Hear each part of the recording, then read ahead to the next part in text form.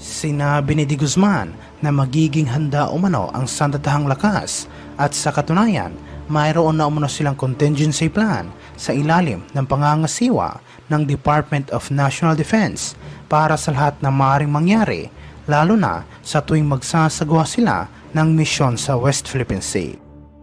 Sa totoo lang mga utol, although ang option ng Pilipinas hindi makipag-away sa China at daanin sa diplomatikong pamamaraan o kung ano paman, wag lang sa gera. Pero hindi rin inaalis sa isip ng gobyerno natin yung paghahanda sa napipintong gera. Dahil itong mga utol ay pinredict na ng mga eksperto sa mga bagay na yan. Sa military, maraming eksperto nagsabi na 2025, di umano, magsisimula na ang gera. Pero ito, sinasabi ko rin naman to mga utol, kahit kayo napapansin nyo, it's a matter of time. Isang mitya na lamang ang sisindihan dyan, yung isang armed attack. Kapag yan nagkabungguan, nagkaroon ng sakitan sa pagitan ng China Coast Guard at ng Pilipinas, malamang sa malamang o kahit hindi Pilipinas, ibang bansa, China versus ibang bansa dito sa South China Sea, malamang sa malamang maging mitya na yan ng gera. Mga karunungan, kaalaman, teorya, kasaysayan, hiwaga at mga bagong tuklas. Alamin natin.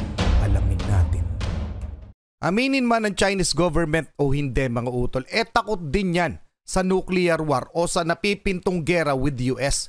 Kaya nga palagian nilang sinasabi o pinapakita o mga statement nila sa media parang sinisiraan na nila ang United States of America nang sa ganun ay maraming magkaroon ng simpatya sa kanila.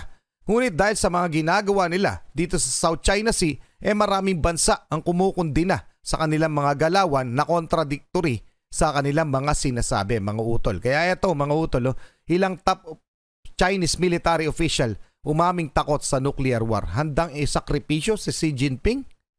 Totoo nga ba ito? Ito ay mula kay PHTV. Pakisubscribe siya, pakilike na rin yung video. Kung totoo ito, ating aalamin. Disclaimer.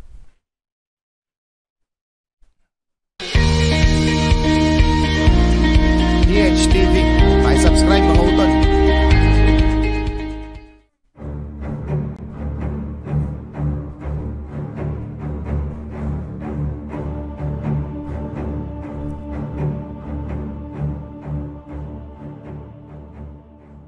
Iniulat na isang source na nagpahayag umano ng matinding pangamba ang ilang matataas na opisyal ng People's Liberation Army tungkol sa mga ginagawang agresibong aksyon ngayon ng kanilang gobyerno sa South China Sea at Taiwan Strait. Sinabi ng mga hindi pinangalanang Chinese military officials na nababahala sila dahil posible umunong tumaas lalo ang tensyon sa Indo-Pacific region at pwedeng humantong ito sa isang full-scale na digmaan. Totoo yan. Ipinaliwanag nila na hindi umano malayong magkaroon ng isang nuclear war sa pagitan ng China at Estados Unidos kung magkakamali ang Chinese government sa mga ginagawang aksyon nito sa South China Sea at Taiwan Strait. Tama. Ngunit sinabi ng mga opisyal na mayroon pa umano silang paraan para mapigilan ang isang nuclear war at ito ay sa pamamagitan ng pagsasakripisyo sa kanilang leader na si Chinese President Xi Jinping. Iniulat ito matapos sinabi ng isang military official sa Senado ng Armed Forces of the Philippines ay nakahanda kung sakaling magkaroon man ng armadong pag-atake sa tuwing magsasagawa sila ng resupply mission sa West Philippine Sea. Nagbigay ng pahayag si AFP Assistant Deputy Chief of Staff for Operations, Navy Captain Peter De Guzman, matapos tanungin siya ni Senator Bato de la Rosa kung ano ang kanilang magiging tugon kung sakaling lalala ang sitwasyon sa West Philippine Sea. Sinabi ni De Guzman na magiging handa umano ang sandatahang lakas at sa katunayan, mayroon na umano silang contingency plan sa ilalim ng pangangasiwa ng Department of National Defense para sa lahat na maaaring mangyari, lalo na sa tuwing magsasagawa sila ng misyon sa West Philippine Sea.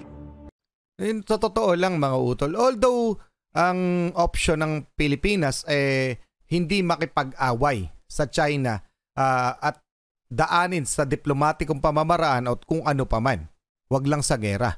Pero hindi rin inaalis sa isip ng gobyerno natin yung paghahanda sa napipintong gera. Dahil itong mga utol ay pinredict na ng mga eksperto sa mga bagay na yan. Sa military, maraming eksperto nagsabi na 2025, di umano, magsisimula na ang gera. Pero ito, sinasabi ko rin naman to mga utol, kahit kayo napapansin nyo, it's a matter of time.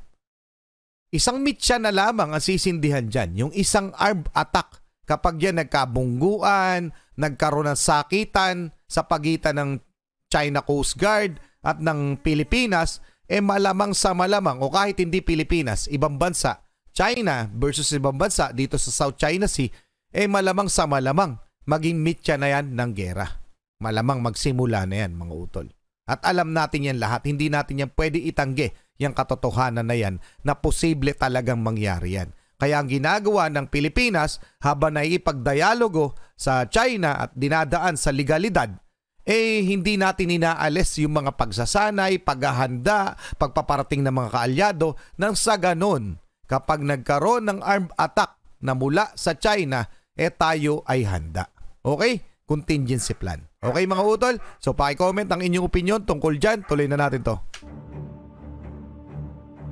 Sinabi naman ni Senator De La Rosa na kung darating ang panahon, tutulong din umano sila na makipaglaban kasama si Senator Robin Padilla, Senator Tolentino, Senator Jinggoy at Senator Risa Hontiveros at sasamahan nila ang mga sundalo ng bansa.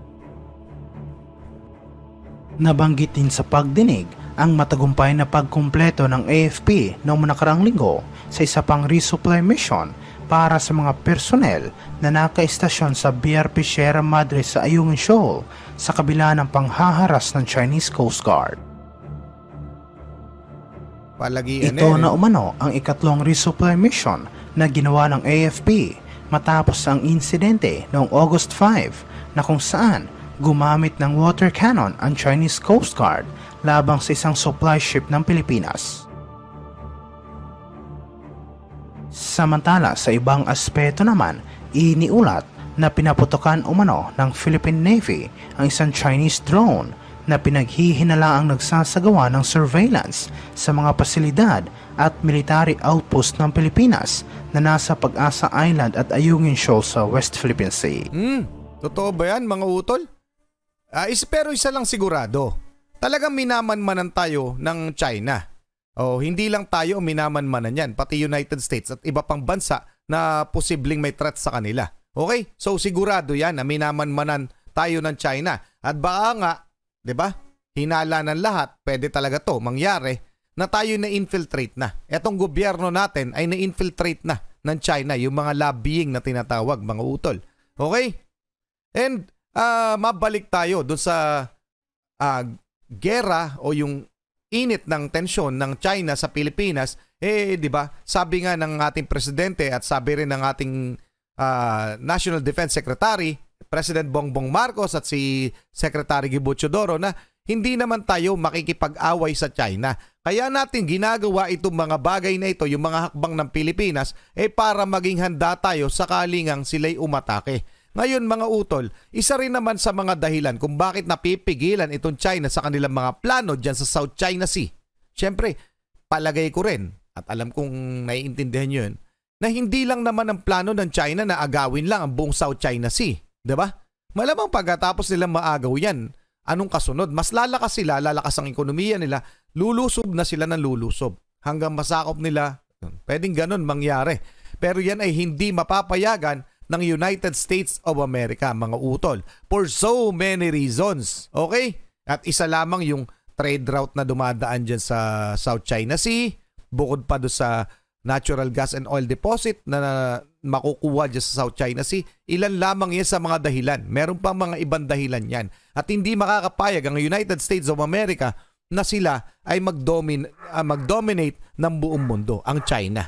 So, that way, mga utol, kaya yung may mga contingency plan din ang United States of America hinggil dito sa usapin sa Asia-Pacific region. So, kakatapos lang nung committee hearing nila sa Kongreso kung saan nilinaw talaga nila, pati ng National Defense Secretary nila na si Lloyd Austin, na talagang tutulungan nila ang Pilipinas kung sakaling itong China ay gagawa ng agresibong hakbang ng armed attack, mai-invoke na yung tinatawag na Mutual Defense Treaty ng Pilipinas at ng US. Na kung saan sa Article 4 nga daw, kapag inatake ang isang bansa, kung sakali inatake ang Pilipinas, kailangan tumulong o mag-aid ng United States at vice versa, mga utol. So kung ano man ang mangyari rin, kunyari sa Taiwan Strait mangyari, yun yung kinakatakot ng mga ilang senado natin at ilang Pilipinong mamamayang Pilipino, na kung sakali yung gera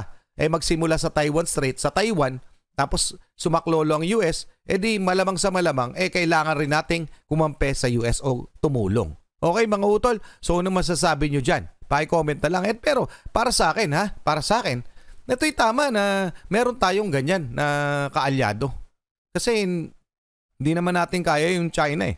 Okay, tuloy na muna natin.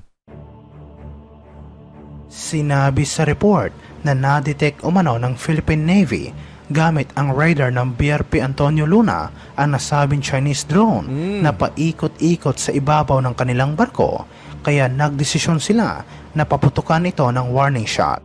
Warning shot lang. Sinabi ng mga opisyal ng Philippine Navy na isa umunong malaking insulto para sa kanila na harap-harapan silang takutin ng Chinese military, kaya ginawa nila kung ano ang nararapat upang maprotektahan din ang kanilang barko at mga personnel. Sinabi naman ng Armed Forces of the Philippines na regular na nagpapadala ang Chinese military ng mga drones sa mga teritoryong kinokontrol ng Pilipinas at malinaw umano na nagsasagawa ang mga ito ng surveillance. Kaya kung tinatawag na provocative, no? Yung pinoprovoke, ito talaga yung provocative action. Yung ginagawa ng China sa West Philippine Sea. Yan talaga yung pagpaprovoke na. Kaya lang, hindi nga tayo'y handa lamang magtanggol. Hindi po para umupensa. Kaya tayo nagpapalakas, pati mga kaalyado natin, kinasama natin, hindi para umupensa, kundi para dumepensa kung sakaling gagawa ng maling galaw itong China. At ito yung ginagawa nila, yung ganyan. Ginagawa nila yan sa buong Taiwan Strait, mga utol. Hindi lamang rin naman Taiwan ginaganyan nila. Pati United States, no? Radio challenge nila, 'di ba, yung barko nila hinarang, kinat nga ng yung dangerous maneuver. Yung US Navy hinarang mismo ng China Coast Guard. Anyway, pero yung mga bagay na yan ay minamanmanan at minomonitor yan ng United States. Lahat ng galaw nila ng China sa South China Sea at sa West Philippine Sea, minomonitor yan ng United States of America. At kung sakaling tayo ang nakakita niyan, yung Philippine Coast Guard, yung mga drone rin natin, yung parang umiikot dyan sa ating mga teritoryo, malamang may open line communication tayo with US. So nalalaman nila talaga kung ano yung nangyayari dito sa Pilipinas, dito sa West Philippine Sea. So alam rin ng US yung galaw ng China dito. So ano masasabi nyo dyan, mga utol? Pa-comment na lang. Pero parang tama na yung top military official kung pinakamaganda talaga nito ay mag-back down si Xi Jinping sa pang-aagaw ng teritoryo. Yun yung pinakamagandang gagawin ng China nang sa ganun mananatili ang kapayapaan. Pero kung hindi at ipipilit at igigiit nila ng pangaangkin ng mga teritoryo dyan sa buong South China Sea, mauuwi talaga ito sa digmaan, mga utol. So, pa-comment na lang ang inyong opinion. Maraming salamat, PHTV. Maraming salamat sa inyo, mga utol. Muli ako si Target Achilles in behalf of the Real South Pride Production. Ako nagpapasalamat sa walang sawa niyong pagsuporta. Kayo mag-iingat, keep safe, God bless. Saludo po ako sa inyo lahat. Maraming salamat po.